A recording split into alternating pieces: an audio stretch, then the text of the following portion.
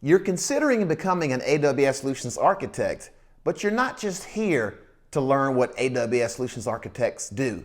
They do lots of stuff. They pick their nose, they play games, they take romantic walks on the beach. No, you're here because you want to know what successful AWS Solutions Architects do. Because you just don't want to be any old solutions architect, you want to be a successful AWS Solutions Architect. If you're new here, I'm Greg Powell, 20+ year tech career veteran. I make videos on AWS, cloud, and tech. In this video, I'm going to walk you through what successful AWS Solutions Architects do.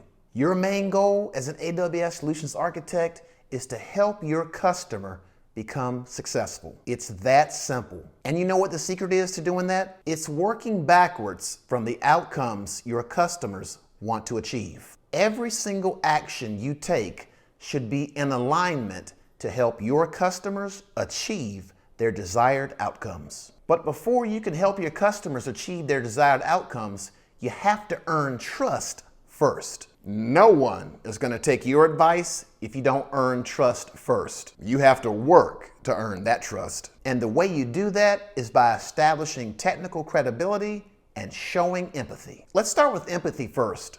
Empathy is the ability to understand what your customers are going through. Let your customer vent. Sometimes they have a lot of stuff to get off of their chest. Don't just come in guns blazing trying to solve all the world's problems on the first call. Now let's take a look at technical credibility. Technical credibility is built when you are able to define your customer's problem statement that stands in the way of your customer and success. And you're able to offer prescriptive guidance on how to reach success. Not all the possible ways you can solve a problem, but prescriptive guidance, as in, this is how we do it. AWS Solutions Architects also need to deliver results. Talk is cheap. We can talk all day about all the possibilities of things we can do.